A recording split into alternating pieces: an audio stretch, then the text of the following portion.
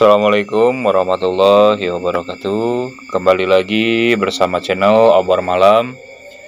Kali ini saya masih akan melanjutkan cerita yang ditulis oleh akun Twitter @rianurfajri dengan judul Ambulan Berdarah. Sebelum lanjut ceritanya, ada baiknya kalian klik tombol subscribe supaya bisa mengikuti cerita yang dibawakan oleh channel Obor Malam. Oke, langsung aja ke ceritanya.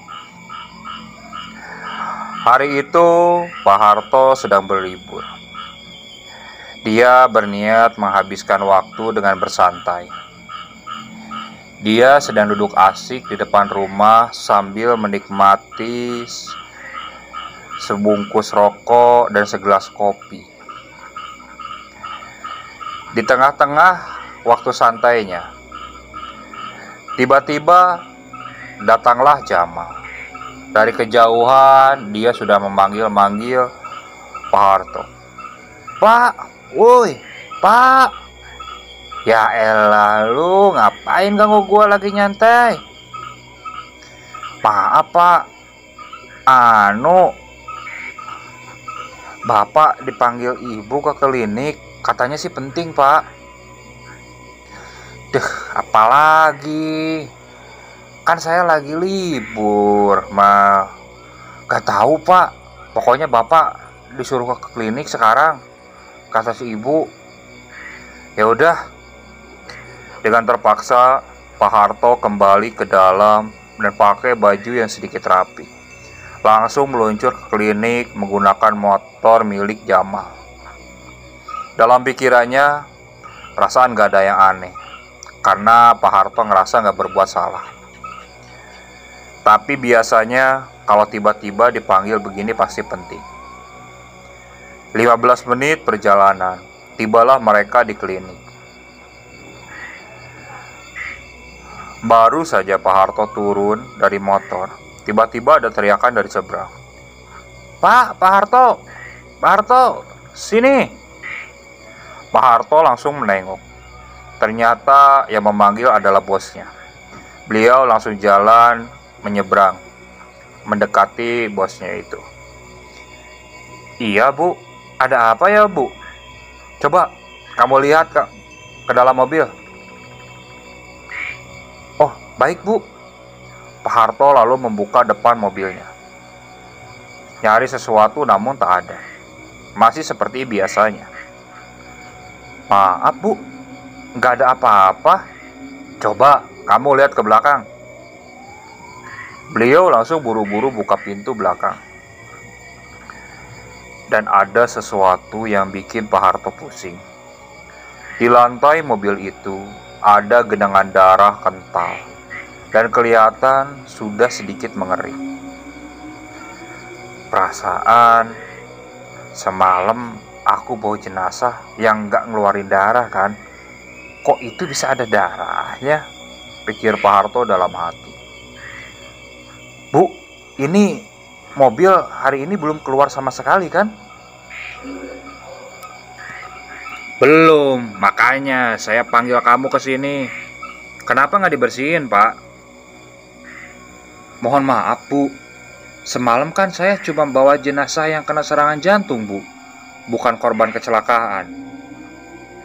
Mendengar jawaban Pak Harto, si bosnya pun mendadak terdiam. Lalu bosnya langsung masuk ke dalam, hendak menanyakan ke stafnya apa benar semalam ada pasien yang meninggal karena serangan jantung. Pak Harto cuma bisa diam. Ini kejadian pertama kalinya ada darah di mobil ambulan setelah semalam dibersihkan. Daripada karena marah atasannya, Pak Harto berinisiatif untuk membersihkan darah itu. Walaupun bukan dia pelakunya, tapi tetap saja dia gak mau ribet dengan adu argumen dengan bosnya. Setelah selesai Pak Harto membersihkan, Pak Harto lalu menghadap pimpinannya, hendak laporan bahwa mobil sudah dibersihkan. "Bu, maaf, mobil sudah saya bersihkan, Bu." Ya, entah kenapa bosnya sedikit jutek ke Pak Harto. Mungkin kesal karena kejadian ada genangan darah itu di mobil. Pak Harto langsung balik ke rumah, minta antar sama Jama, karena memang hari ini adalah jadwal liburnya. Besoknya Pak Harto kebagian shift malam. Kebetulan hari itu dari pas masuk belum ada panggilan yang membutuhkan ambulan. Sampai tiba pukul 2 malam. Tiba-tiba ada seorang perawat yang lari ke arah Pak Harto. Pak Harto, iya ada apa? Ada kecelakaan Pak, cepetan. Di mana? Dekat desa B Pak. Setelah diteliti, ternyata lokasi kejadian itu ada di lokasi yang sama persis dengan tempat Pak Harto menjemput jenazah yang anak kecil itu. Pak Harto tidak ada pikiran aneh. Beliau langsung sigap mengeluarkan mobilnya dan langsung meluncur ke TKP. Sekitar 30 menit perjalanan, sampailah beliau di sana. Seperti biasa, di sana sudah banyak warga yang berkumpul dan juga ada polisi. Pak Harto langsung turun dan mengeluarkan kantung jenazahnya. Ternyata korban adalah korban dari perampokan. Pak Harto lihat ada sebuah celurit masih tertancap di kepala korban. Sepertinya celurit itu menembus sampai ke otaknya. Di lehernya pun terlihat seperti kena sabetan celurit itu. Karena ketika mau diangkat, kepalanya hampir terputus. Dengan hati-hati, Pak Harto dan polisi mengangkat jenazah itu dan langsung dimasukkan ke dalam mobil. Pak Harto berdoa, semoga tak ada kejadian apa-apa di jalan nanti. Namun sepertinya hari ini hari sialnya Pak Harto. Saat jalan sudah memasuki ke daerah hutan, hawa mistis langsung menyelimuti di dalam mobil. Hening. Cuma suara mesin yang menemani Pak Harto di jalan. Merinding pun tak bisa lagi Pak Harto tahan. Bulu kuduknya tegak, seakan ada sosok di dekatnya. Hatinya sudah mulai gelisah. Pikirannya sudah mulai kacau. Entah kenapa kali ini bikin Pak Harto merinding. Padahal beliau sudah mulai terbiasa dengan hal-hal seperti ini. Pak Harto mencoba fokus ke jalan. Beliau ingin cepat-cepat sampai di klinik.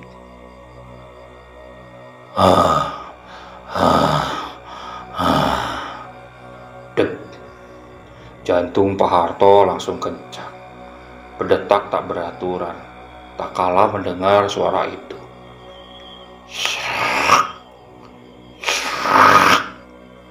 Suaranya berasal dari belakang. Pak Harto yakin kali ini pasti akan ada yang iseng lagi. Beliau mau hendak mencoba melihat ke arah spion, tapi nyalinya nggak kuat. Beliau cuma bisa baca-baca doa di dalam hati, berharap ini cuma halusinasinya saja. Suara itu tiba-tiba hilang. Pak Harto sedikit lega. Namun, ketika Pak Harto mau lihat ke arah spion sebelah kiri, beliau kaget bukan main. Ternyata, ketika Pak Harto mencoba menengok ke sebelah kiri, sosok korban perampokan itu ada di bangku sebelahnya. Sosok itu seperti sedang menahan kepalanya. Mungkin karena kondisi lehernya yang hampir putus. Dari luka leher itu mengalir darah ke arah bahu. Dan yang lebih mengejutkannya lagi, celurit itu masih ada di kepalanya. Melihat sosok itu, Pak Harto langsung berteriak, "Astagfirullah, astagfirullah, ya Allah, Allahu Akbar." Pak Harto gemetar hebat. Dia takut dan lemas. Mau berhenti pun, dia seperti susah untuk menggerakkan kaki. Perlahan beliau menangis. karena ini sosok yang paling seram yang pernah dia temui selama ini. Ditambah sosok itu sepertinya sengaja duduk di sebelah Pak Harto. Ya Allah, tolong jangan ganggu saya, ampun, ucap Pak Harto sambil menangis. Tapi sosok itu tetap saja di sebelahnya, seakan tidak mau meninggalkan Pak Harto. Mobil pun semakin lama semakin pelan. Kaki Pak Harto sudah tidak kuat lagi buat menginjak gas. Pak Harto coba lagi menengok ke arah sosok tersebut. Namun, secara bersamaan, sosok itu menengok ke arah Pak Harto. Saat itu juga, Pak Harto mulai rasakan matanya mulai gelap. Beliau pingsan dan tak sadarkan diri. Ketika Pak Harto terbangun, di sekitarnya sudah ada warga yang berkumpul dan ada 2 perwakilan dari klinik. Salah seorang warga memberikan air ke Pak Harto sembari menanyakan kenapa beliau bisa pingsan di pinggir jalan. Beliau nggak ingat persisnya, cuman yang terakhir dia lihat itu sosok jenazah yang Pak Harto bawa duduk di samping dia. Pendengar cerita Pak Harto banyak yang tidak percaya. Bagaimana bisa orang yang sudah meninggal bisa duduk di sebelahnya?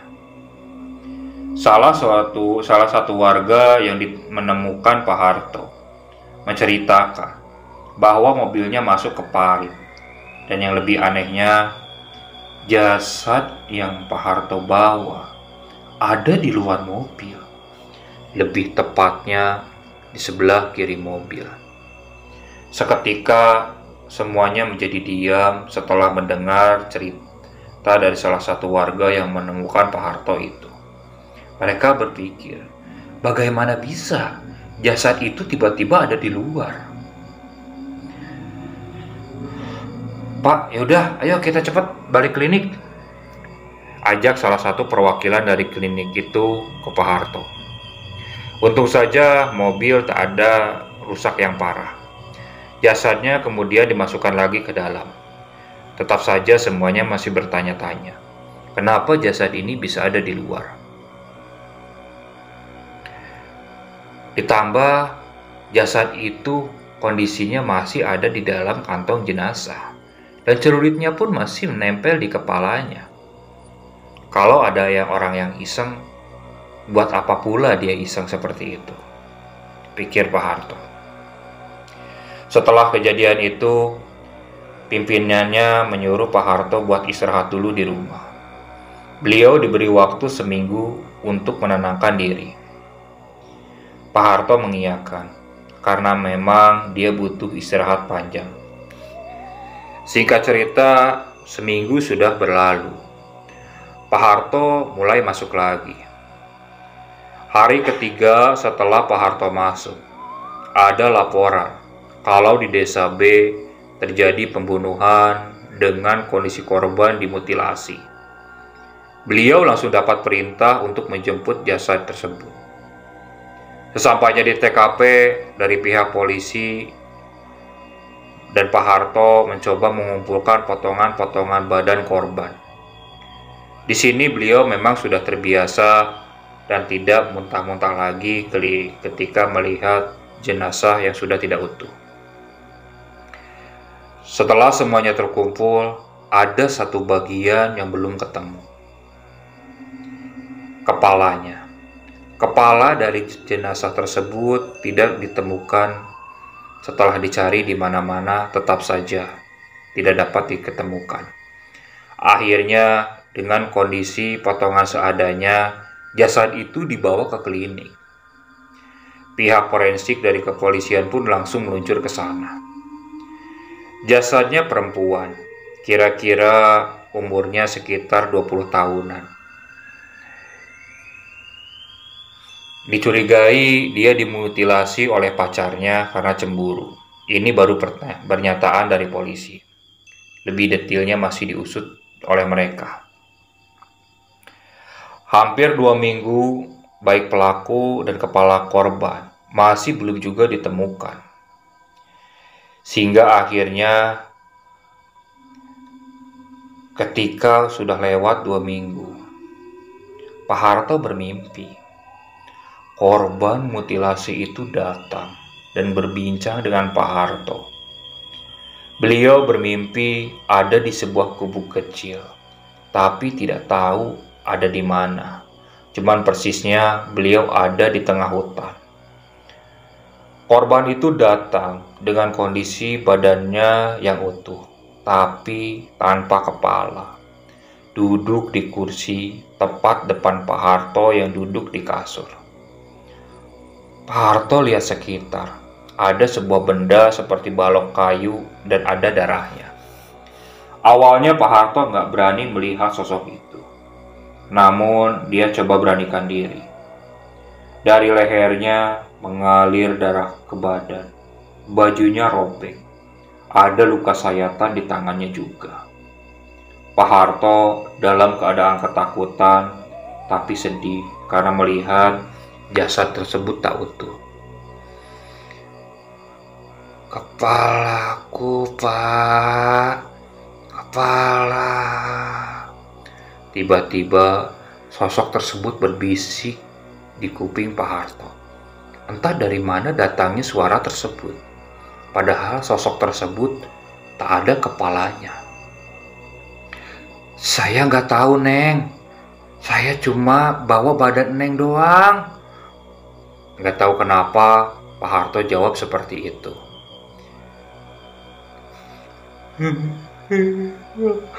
"Saya diperkosa, Pak." Samar-samar Pak Harto dengar di telinganya sosok tersebut berbicara seperti itu. Pak Harto percaya nggak percaya dengan apa yang dia dengar. Namun beliau cuma bisa pasrah. Lalu sosok itu menceritakan kronologi kejadian beliau bisa diperkosa tersebut. Nah, sosok itu sedang bercerita, tiba-tiba Pak Harto bangun dari tidurnya. Akibatnya tak ada pesan yang diterima oleh Pak Harto dari sosok itu. Tapi mungkin secara tidak langsung sosok itu ingin kepalanya diketemukan. Selang 2 bulan, Pak Harto dapat kabar kalau kepala korban mutilasi itu ditemukan oleh polisi. Setelah pelakunya ketangkap, lega rasanya Pak Harto mendengar kabar tersebut. Seminggu kemudian, Pak Harto dapat tugas untuk mengantar pasien yang meninggal karena sakit. Beliau tidak tahu sakit apa, tapi katanya badan si korban kelihatan kurus sekali. Kali ini Pak Harto harus mengantar ke daerah yang cukup jauh. Saking jauhnya, perjalanan menempuh 4 jam. Jam 5 sore, Pak Harto jalan dari klinik. Beliau pun gak tahu bagaimana caranya pasien itu ada di klinik ini. Karena gak mungkin di daerahnya gak ada klinik atau rumah sakit. Gak mau pusing mikiran itu, Pak Harto cuma mengantar dan gak ada urusan dengan latar belakang penyakit apapun itu, Pak. Ada 1 orang dari pihak keluarga yang menemani Pak Harto di mobil. Sisanya di depan mobil. Selama perjalanan terasa lancar. Keluarga yang ada di mobil yang menemani Pak Harto hampir sepanjang perjalanan terus menangis. Sekedar mengobrol pun agak susah. Setelah jam 10 malam, tibalah beliau di rumah duka. Beliau langsung turun untuk membantu menurunkan jenazah. Setelah semuanya selesai, Pak Harto langsung pamit untuk pulang. Dari sini, Pak Harto sudah mulai merasa perasaan gak enak. Gak tahu kenapa, selepas tinggalkan rumah duka itu, pikirannya tak menentu. Lagi Pak Harto cuma bisa berdoa saja semoga tak ada kejadian yang aneh selama di perjalanan. Karena dia bawa mobil sendirian. Ditambah Kadang ketika dia sedang bawa mobil, suka tercium bau anyir yang menyengat di hidung Pak Harto. Pak Harto penasaran, dari mana asal bau ini? Beliau mencoba berhenti sebentar ke pinggir jalan dan menyalakan lampu belakang. Ternyata kembali ada darah yang muncul di lantai. Tapi pas menurunkan jenazah, tak ada darah ini. Sekarang kok malah ada. Sebenarnya Pak Harto sudah biasa, karena setiap mengantar jenazah, baik jenazah yang meninggal biasa ataupun jenazah korban kecelakaan, darah itu biasanya muncul. Tapi ketika mobil ini sudah di garasi. Namun kali ini sebelum sampai garasi sudah muncul genangan tersebut. Karena nggak mau ribet, beliau langsung membersihkan genangan darah tersebut. Kebetulan di mobil beliau bawa 3 botol aqua besar yang dibawa oleh Pak Harto dari klinik. Setelah selesai membersihkan darah itu, beliau lanjut jalan. Namun baunya tidak hilang. Pak Harto udah nggak mau pikir pusing. Yang penting dia pingin cepat-cepat sampai di perjalanan. Ketika di tengah perjalanan, jam menunjukkan pukul jam 12 malam. Kebetulan dia di jalan cuma sendirian. Tak ada mobil lain yang lewat. Sepanjang perjalanan, Pak Harto cuma bisa baca-baca doa. Dan kan karena ngobrol pun dia tidak ada teman. Sampai akhirnya pas belokan, Pak Harto dikagetkan oleh orang yang mencoba memberhentikan mobil Pak Harto. Sontak, Pak Harto langsung mengerem mobilnya. Untung saja nggak ada kendaraan di belakangnya. Dalam keadaan gelap, Pak Harto susah lihat itu orang cowok atau cewek. Pak Harto lalu turun. Ternyata yang memberhentikan itu ternyata perempuan. Katanya perempuan itu mau menumpang sampai desa terdekat. Itu saja alasan si perempuan tersebut. Tapi Pak Harto nggak percaya begitu saja. Beliau bingung, perempuan ini ngapain tengah malam ada di tengah hutan seperti ini? Ya udahlah, daripada ditinggalin, kasihan juga. Akhirnya beliau izinin buat numpang. Lumayan, ada teman ngobrol di mobil, buat menghilangkan rasa takut, pikir Pak Harto. Pak Harto melihat perempuan ini mukanya dingin banget, datar. Tatapannya selalu ke depan. Menengok pun enggak. Diajak ngobrol, kadang jawab, kadang enggak. Setelah setengah jam perjalanan, tiba-tiba perempuan itu bilang stop. Katanya sampai di sini saja. Pak Harto berhenti. Melihat di sekitar cuma ada rawa-rawa dan ilalang. Tak ada rumah atau apapun.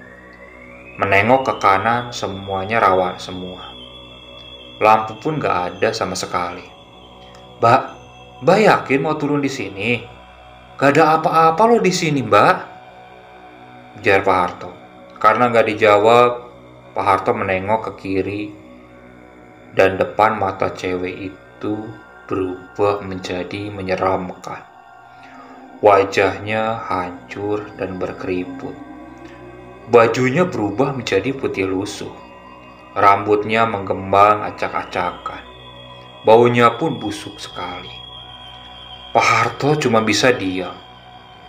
Dia langsung shock melihat penampakan perempuan tersebut berubah mendadak menjadi menyeramkan.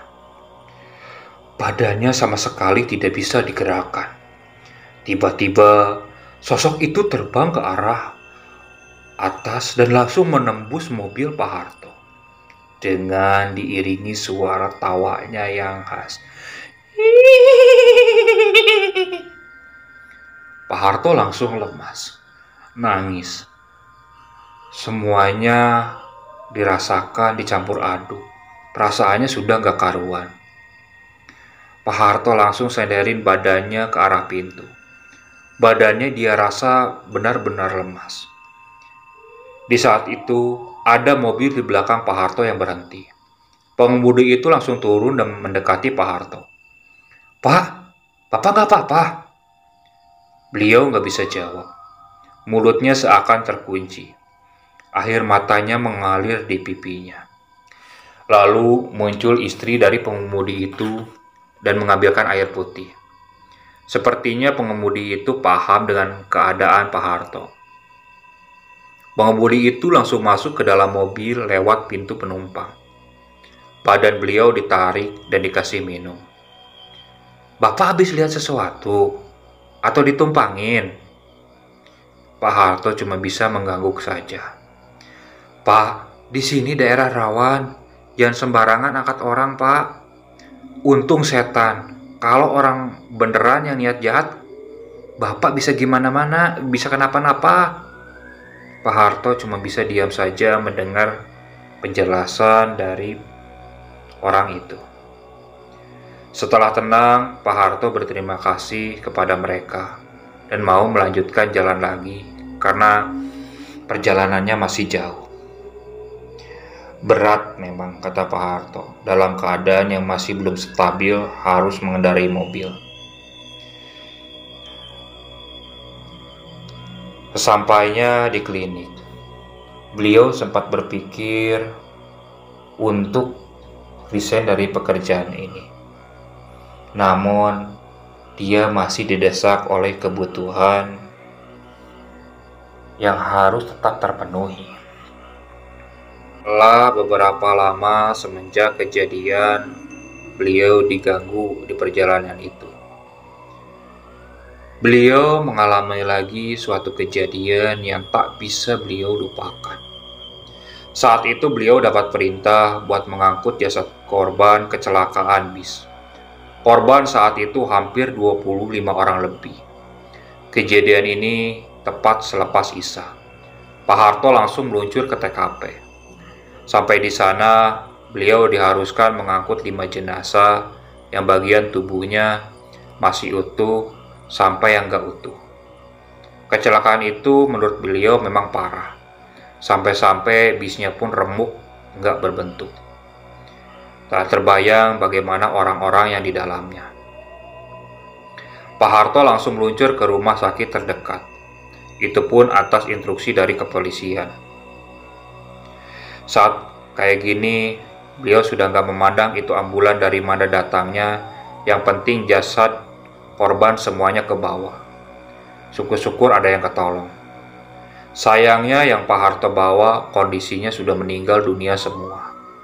Rumah sakit terdekat berjarak sekitar 30 menit perjalanan kurang lebih. Sepanjang perjalanan, beliau ditemani suara sirine mobilnya. Sesekali beliau lihat spion belakang. Harap-harap ada yang masih hidup. 15 menit perjalanan. Mulai muncul hal-hal aneh. Ada suara tangisan dari belakang. Suara perempuan. Pak Harto langsung merinding. Beliau mau melihat ke belakang, namun takut. Tapi dalam hatinya berkata, siapa tahu korbannya masih hidup. Tapi rasa takut lebih besar, sehingga Pak Harto enggan untuk menengok ke belakang. Dia coba membaca doa-doa supaya tak ada gangguan lagi. Namun, karena rasa penasaran yang tak tertahankan, akhirnya beliau mencoba melihat dari arah spion. Dia kaget, karena ketika Pak Harto melihat ke arah spion, semua jasad yang Pak Harto bawa malam itu semuanya dalam keadaan duduk. Seakan-akan mereka hidup kembali. Ada yang menangis, ada yang diam saja, bahkan ada yang kesakitan. Pak Harto yang melihat itu langsung terdiam. Beliau nggak tahu mereka itu masih hidup beneran atau memang cuma halusinasi saja. Sepanjang perjalanan, Pak Harto nggak berani lagi buat menengok ke belakang. Namun, ada hal yang tiba-tiba membuat Pak Harto harus menengok ke belakang. Pak, langsung Pak Harto sontak menengok ke belakang. Tapi yang beliau lihat adalah semua jasad yang ada di situ secara bersamaan melihat ke arah Pak Harto dengan masing-masing mata mereka yang berwarna merah. Pak Harto langsung buang muka dan langsung berhentikan mobilnya di pinggir jalan. Beliau langsung keluar. Jantungnya berdetuk kencang, seperti habis lari. Tangannya gemetar. Sampai-sampai warga yang lagi nongkrong di warung kebingungan melihat Pak Harto. "Pak, kenapa Pak? Ada apa Pak?" Pak Harto nggak menjawab. Mulutnya masih saja beristighfar. Setelah mulai sedikit tenang, beliau cerita ke warga kalau jasad yang beliau bawa hidup lagi. Namun sayangnya, warga di situ nggak percaya. Kata mereka, mana mungkin jasad yang sudah meninggal bisa hidup lagi. Jangankan mereka, Pak Harto juga yang melihat pun masih tak percaya. Pak Harto coba beranikan diri untuk melanjutkan perjalanan. Dari belakang terlihat ambulans selanjutnya yang melewati Pak Harto. Gak pikir panjang, Pak Harto langsung injak gas dan nempel ambulan yang ada di depannya. Beliau coba tengok ke belakang. Posisi jasadnya sedikit berubah. Aneh. 5 menit ketika hendak sampai ke rumah sakit, tiba-tiba ada yang menyentuh pundak Pak Harto. Lagi-lagi Pak Harto langsung merinding. Dia mencoba memberanikan diri untuk menengok ke belakang.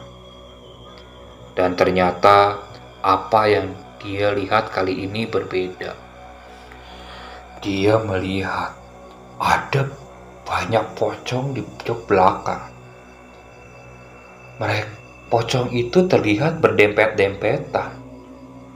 Pak Harto langsung kaget melihat itu. "Ya Allah, Allahu Akbar, astagfirullah, astagfirullah ya Allah," ujar Pak Harto. Semua pocong itu matanya menyala. Bau busuk dan bau anyir tercium oleh Pak Harto dari arah mereka. Mereka seakan-akan sengaja ingin mengganggu Pak Harto. Tanpa pikir panjang, Pak Harto langsung tambah kecepatan. Sehingga sampailah beliau di rumah sakit. Saat mobil berhenti pun, Pak Harto masih terdiam. Beliau tidak bisa berbicara apa-apa. Perawat yang sudah menunggu dari tadi langsung membuka pintu. Pak Harto lihat ke belakang, dan pocong-pocong itu sudah tak ada di sana. Karena rentetan kejadian yang membuat Pak Harto ketakutan, akhirnya beliau nekat untuk berhenti dari pekerjaan ini. Karena beliau sudah gak kuat oleh gangguan yang dia dapati. Bahkan gangguan tersebut seringkali sampai ke mimpinya. Oke, sekian untuk cerita kali ini. Saya mohon maaf apabila masih banyak kekurangan dalam pembawaan cerita. Untuk kritikan dan sarannya sangat kami tunggu supaya bisa membuat channel kami lebih baik. Jangan lupa untuk klik tombol subscribe dan terus ikuti channel Obor Malam. Assalamualaikum warahmatullahi wabarakatuh.